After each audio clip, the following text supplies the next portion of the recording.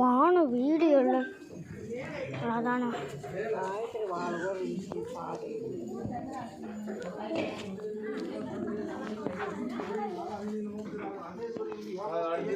பார்க்கலாப்பா. வாழ்க வளமுடன். கற்பூர நாயகியே கனகவல்லி காளி மகமாயி கருமாரி அம்மா, கோவில் கொண்ட சிவகாமி அம்மா.